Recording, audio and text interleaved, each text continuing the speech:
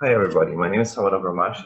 I'm a graphics programmer at Naughty Dog, and I would like to talk about the lighting technology of The Last of Us Part 2.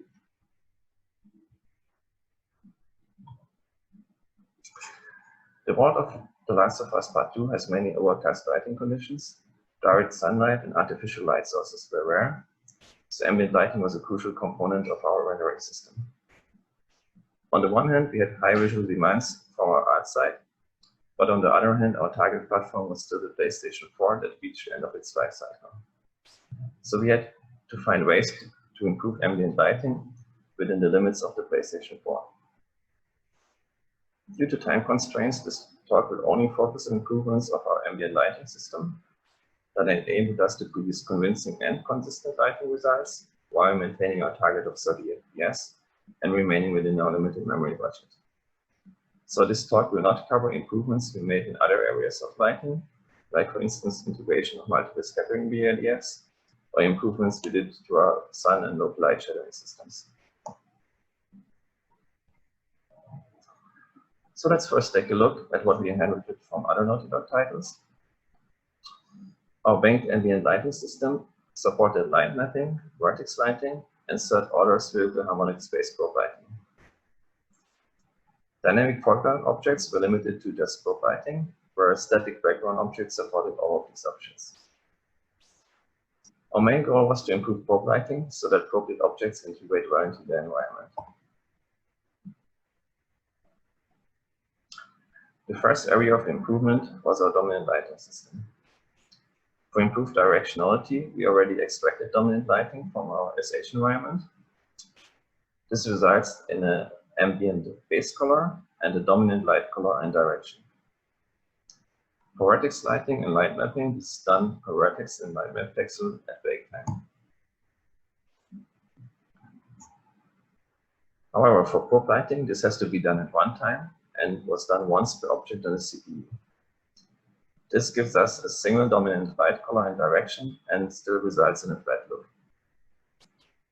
Instead, we now do the extraction per pixel on the GPU and mask out the SH environment on the hemisphere that is facing away from the per pixel normal. Conceptually, this makes sense since an extracted dominant light that is facing away from the surface normal will have never any effect on lighting.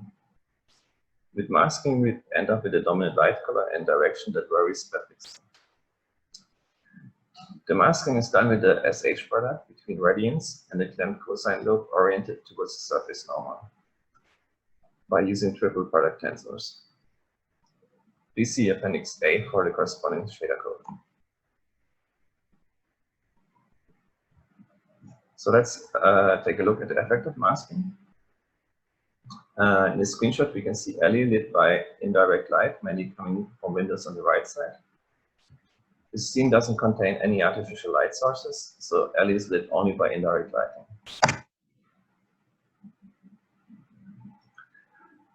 In this screenshot, we enabled masking. When I now toggle back and forth, you can see that without masking, alley has a kind of flat, game-like look.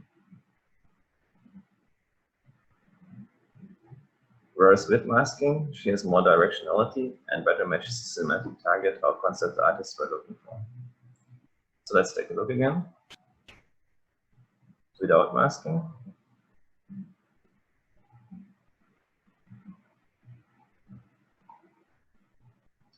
And with masking.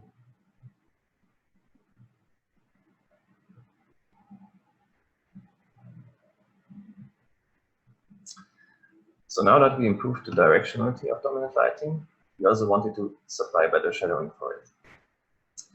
Previously, we relied mainly on ambient captures and volumes to shadow the extracted dominant light.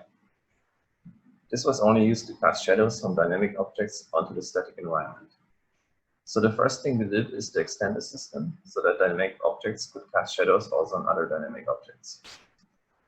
To be able to cast ambient capture and volume shadows on other dynamic objects, but not onto themselves, dynamic objects write in the depth path per pixel and object ID into the render target. Later, when we compute ambient capture and volume shadows in a full screen path, we map this object ID to a capture or volume ID and skip shadow computation when the process capture or volume equals this ID. This shadowing approach works well between objects, but is unfortunately not viable for self-shadowing. Using ambient captures and volumes for self-shadowing purposes results in significant artifacts due to the coarse approximation nature of this approach. So previously, we only used non-directional SSAO for self-shadowing. To improve on this, we now trace in screen space the visibility cone against the depth buffer of the main camera that is treated as a height field. Call this approach screen space cone tracing, or short SSCT. This technique produces soft shadows, and by changing the cone aperture, we have control over the softness. We repurposed this technique with a narrower cone angle to augment our sun and local light shadows. So let's take a closer look. We have the depth buffer that is produced by our depth pass early in the rendering pipeline. When we view the depth buffer perpendicular to the main camera direction, we can pretend that it is representing a height field. Of course, this is just an approximation, since the depth buffer can have discontinuities, but in regard to our purpose, this approximation worked very well. Now for each shading point P, we trace a visibility cone into the dominant light direction. We step along the cone according to the blue circles to avoid redundant centers in screen space. And while stepping along the cone, we keep track of the maximum overlap of the height field with the visibility cone.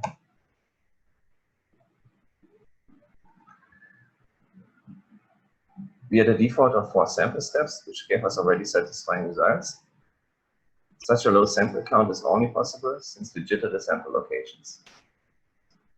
We not only jitter the sample locations along the cone direction to avoid missing depth buffer features, but we also jitter the cone direction in the horizontal plane to convert the cone slice into volume.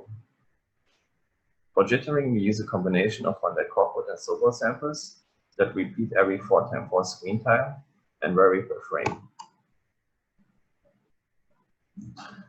Temporary anti-aliasing at the end of the rendering pipeline finally removes noise and jittering.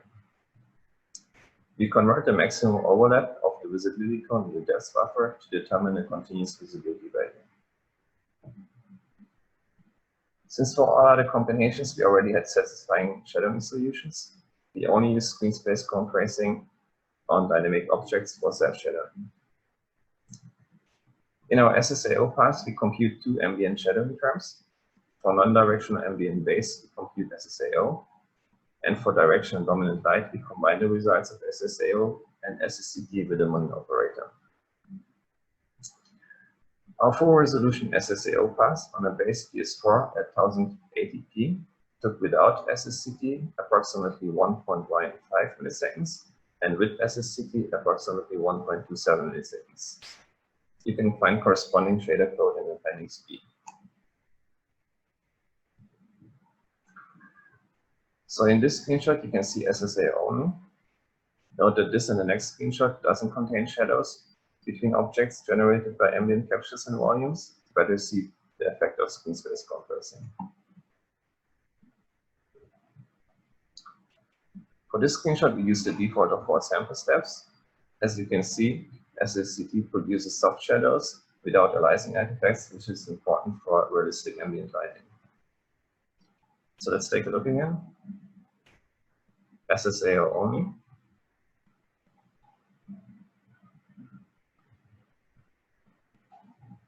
And with SSCT.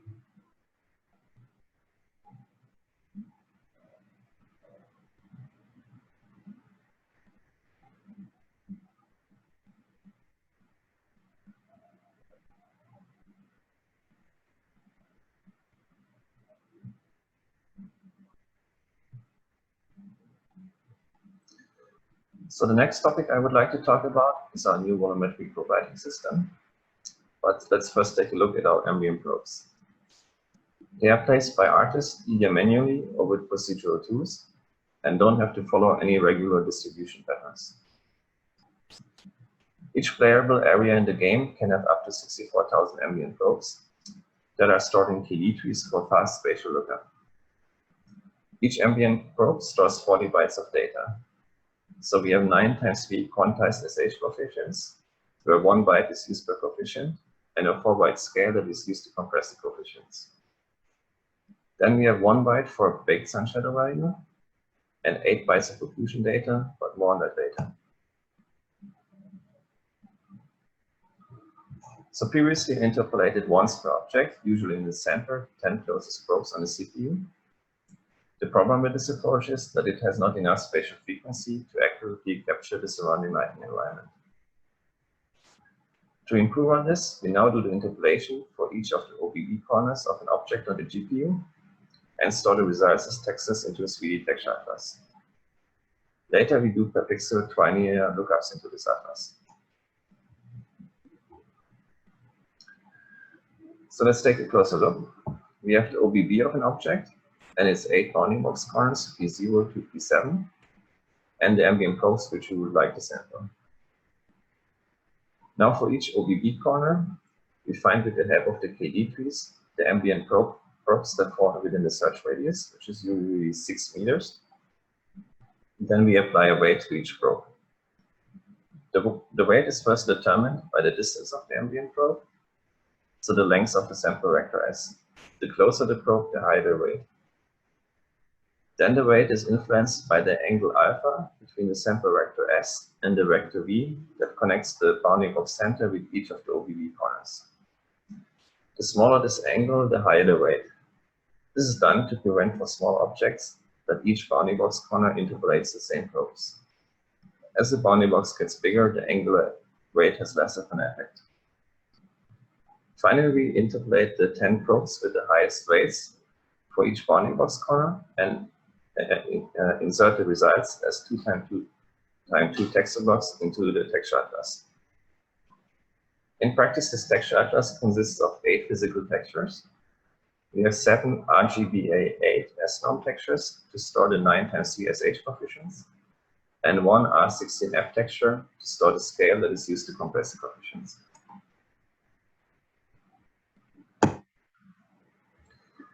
Now we could have subdivided each OBB and used more than 8 interpolation points per object, but due to memory and performance considerations, we stick just with the 8 corners. Since probed objects have in general moderate extents, the OBB corners prove to be sufficient for our goals.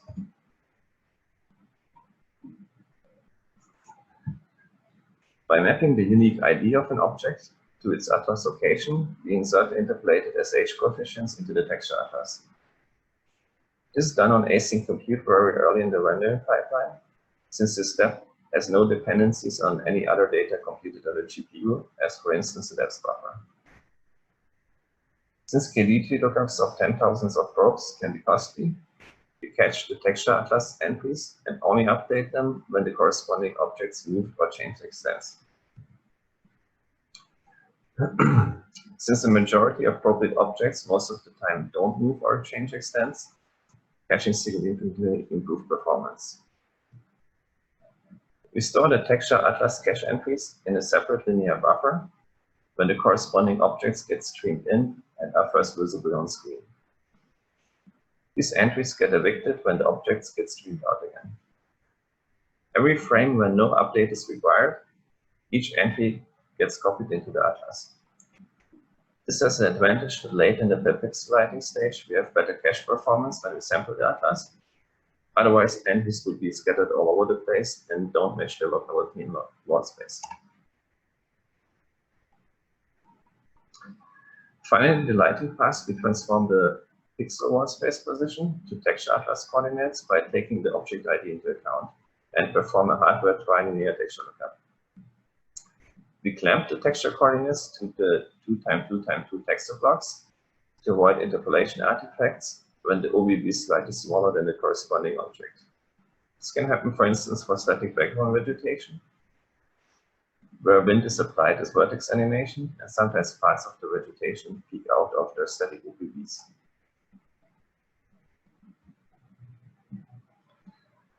So in this screenshot, Ellie and each of her attachments used one single interpolated probe.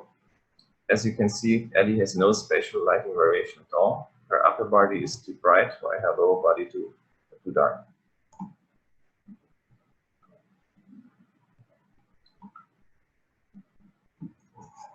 In this screenshot, we used the new volumetric probe lighting system.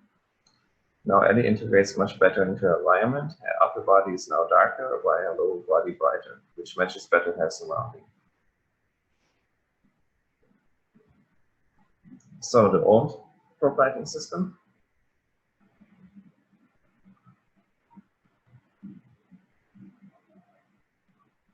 and the new volumetric probe lighting system.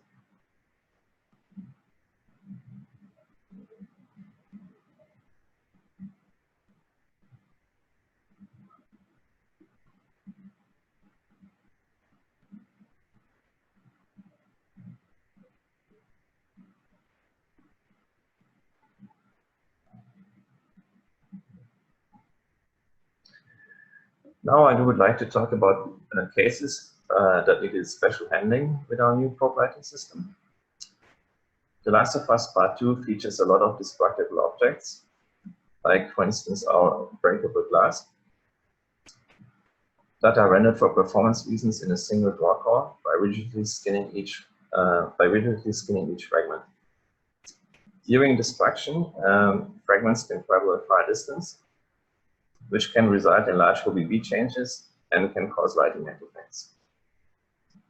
In such cases, we use the OBB of each fragment that corresponds to the bounding box of the rigid body that is attached to the bone of the fragment. But we still render the entire object in a single draw call. This is done by offsetting the object ID with the bone index when we insert the interpolated SH coefficients into the texture atlas and when we sample later the atlas in the pixel lighting stage. Since the system was used heavily for destructible glass pans, even though we supported up to 64,000 cache entries, we sometimes ran out of cache memory and had to compute each overflowing entry every frame, or even use our old probe lighting system for glass pans that were not in the golden pass.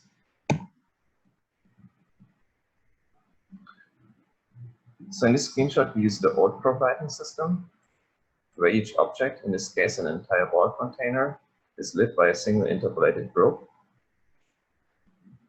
This scene has two ball containers, one in the inside of the building and one on the outside.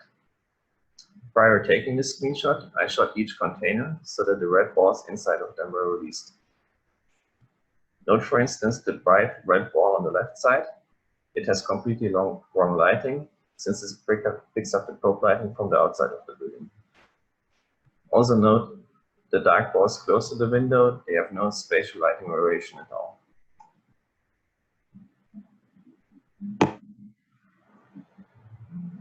With per bone lighting enabled, now each ball has its own lighting.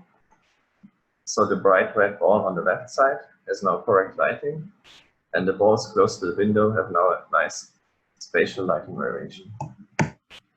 So let's see again. Per bone lighting disabled.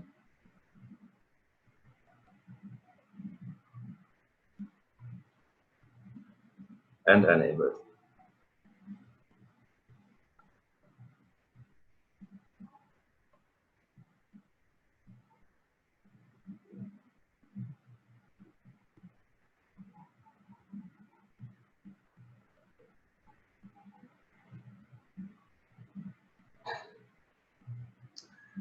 Mesh clustering was another problematic area. For performance reasons, we cluster instances of the same mesh within a certain radius into a single instance draw call. The resulting OBB can become large and sometimes unusable for lighting purposes. In problematic cases, we use the OBB of each instance within the cluster, while we still render the entire cluster in a single draw call. This is done by offsetting the object ID with the instance ID when we insert the interpolated SH coefficients into the atlas and when we sample the atlas later in the pixel lighting stage. The reason why we didn't enable this feature all the time was our limited cache memory.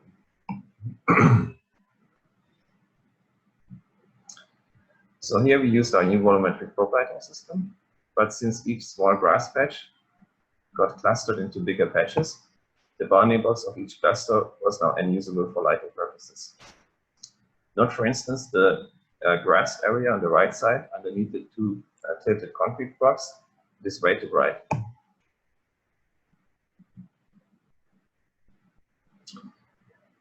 Here we used per cluster instance lighting. We still render each cluster in a single draw call, but this time we use the bounding box of each small grass patch within the cluster to compute the lighting. Now the lighting matches much more to what you would expect. So per cluster instance lighting disabled.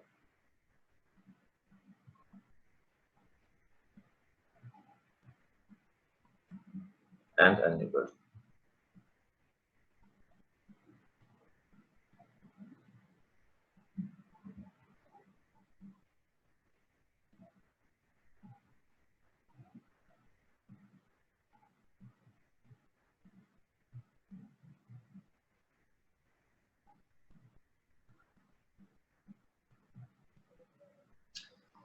Finally, dynamic ropes were another problematic area.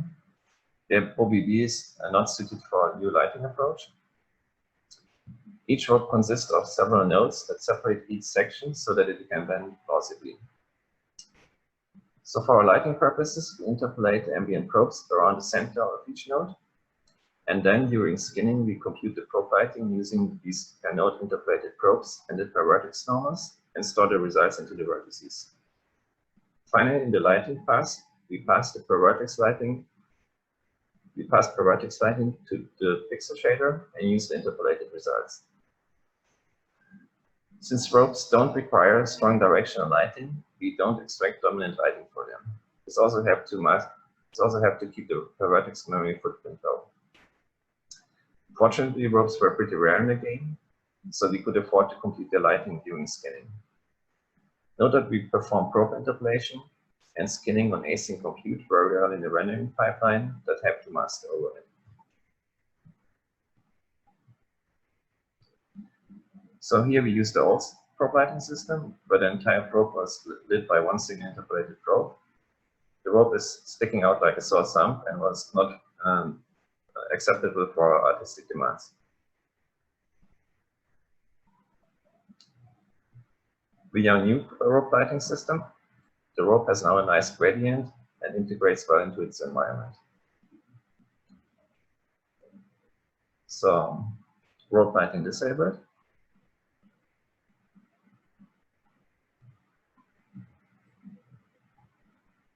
And enabled.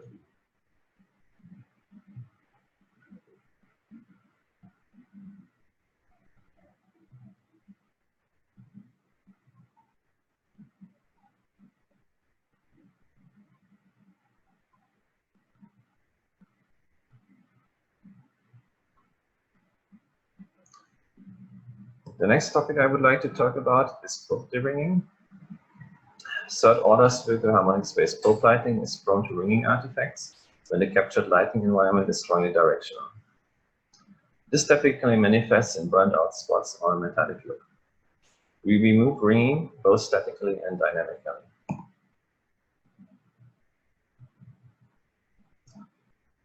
For static deringing, we perform a bake time and iterative winnowing approach.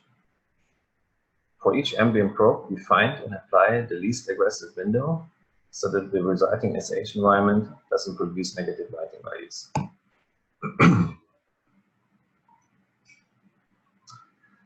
Without static deringing, we see the typical artifacts like burned out spots on deeper irradiance probes or on L's face.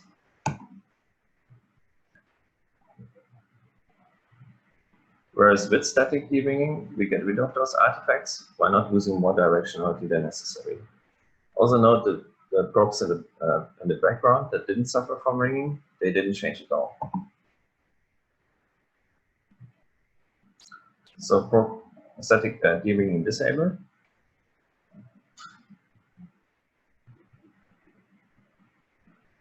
And enabled.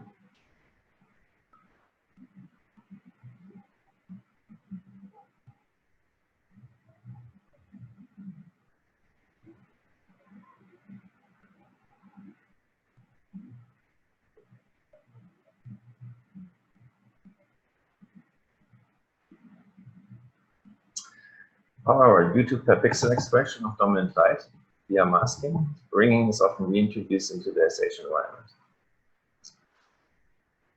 Ringing primarily happens on surface areas that are facing away from the dominant light. So at runtime, we first determine the dominant light direction from this ancient environment prior masking. Then we lower the extraction amount as the surface normally deviates from this direction. In this screenshot, you can see a bad case where almost all light is coming from the outside of the room. Without dynamic deringing, Abby's shoulders and triceps almost look metallic.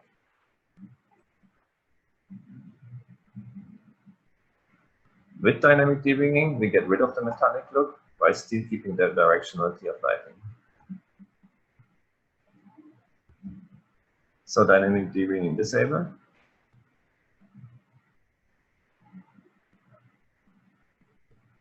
And animate.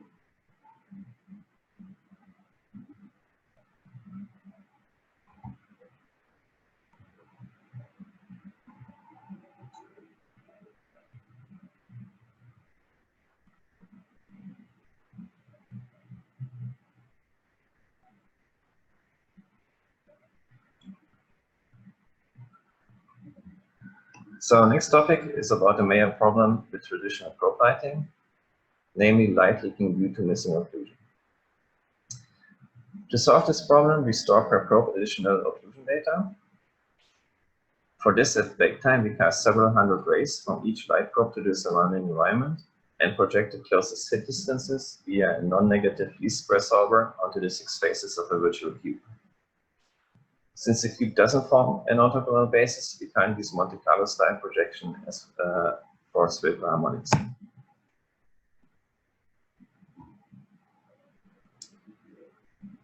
Each cube is oriented in a way so that one face points into the direction with most occlusion. Then we rotate the cube around this direction so that it aligns as good as possible with the direction with second most occlusion. This greatly improves accuracy during occlusion computation. In this debug screenshot, we map the 6 faces of the virtual occlusion groups onto the spheres that are otherwise used to debug the corresponding ambient probes. The darker the color of each face, the closer it is located to occluders. Note that the cube faces are oriented in a way that they align with the 2 directions of most occlusion.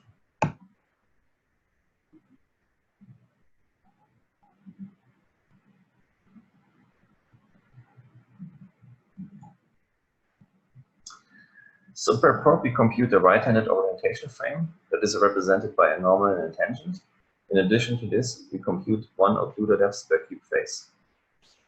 The occluder depths are quantized, assuming a maximum of 6 meters, and stored each in 1 byte. The norm is converted to a spherical Fibonacci index and stored also in 1 byte. Finally, the tangent is stored as an angle around the normal and stored as well in 1 byte. So we managed to fit the entire occlusion data in just 8 bytes per probe. So let's take a closer look. We have the interpolation point P, that would be a bounding box corner in our volumetric probe lighting approach. Then we have the ambient probe with its associated virtual cube and its 6 axis C0 to C5. Note that the occlusion cube is oriented in a way that it aligns with the 2 directions of most occlusion. Between the interpolation point and the ambient probe lies the occluder geometry. Now we would like to sample the ambient probe with a sample vector S. So at runtime, we compute the occluder depths by doing a weighted sum of the 6 cube face depth values. The weights are computed by using the angular relationship between C0 to C5 and the sample vector S. The occluder depth is finally compared to the length of the sample vector S to determine the occlusion. We replace the binary comparison result with a smooth hermite interpolation to avoid path transitions. Obviously, our highly compressed occlusion data can't accurately capture high-frequency lighting environment, high-frequency environments like, for example, complex vegetation. So sometimes lighting artists had to adjust probe locations or tweak occlusion scale and bias to get rid of artifacts. Please see Appendix C for the corresponding shader code.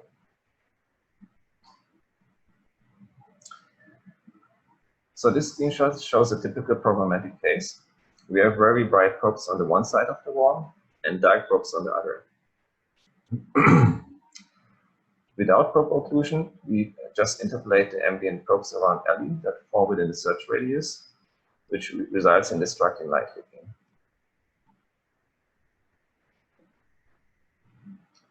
With probe occlusion, LE integrates now much better into the environment. So let's take a look again. Probe occlusion disabled.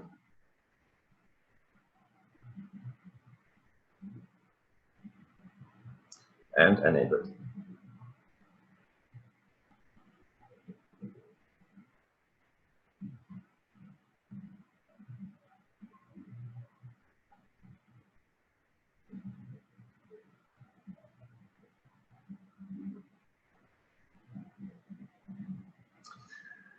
Our final topic is about the hybrid probe lighting system.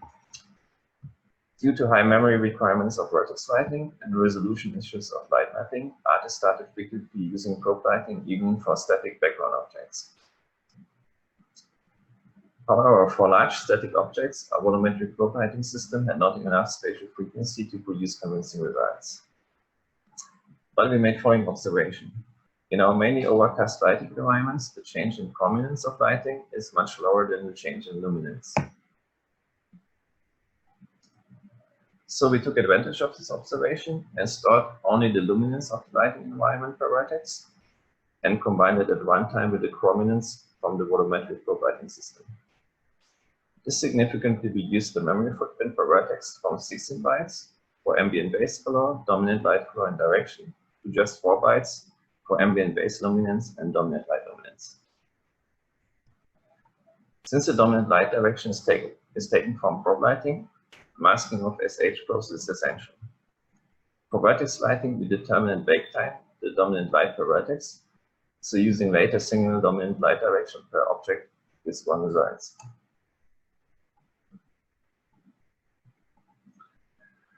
So in these screenshots, we can see a static truck that was used in the game. Since due to performance considerations, we don't use screen space cone tracing for static objects. Often even for moderate sized meshes, probe lighting alone wasn't sufficient.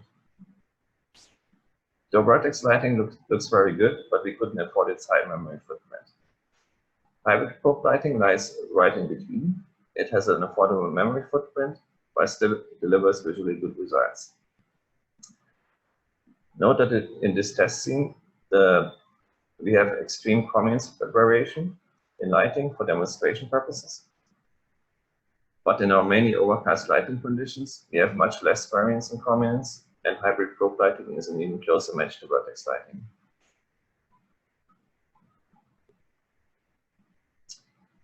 So we reached the end of the presentation. I would like to point out that The Last of Us Part 2 was developed at the end of the PlayStation 4 life cycle, where dynamic ray tracing was not feasible, which could have solved our difficulties with our many ambient scenes. Yet we still had high visual demands on our art side. With the presented improvements to our ambient lighting system, we managed to produce convincing and consistent lighting results where appropriate objects integrate well into the environment without breaking the bank, frame rate, and memory-wise.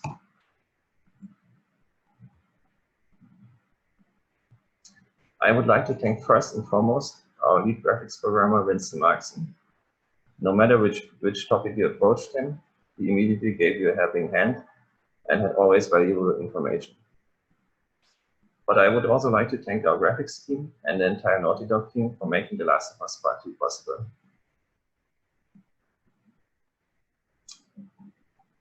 You can download these slides after SIGGRAPH.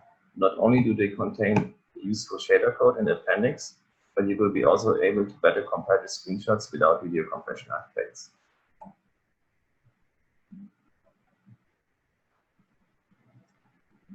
Thanks a lot for your attention.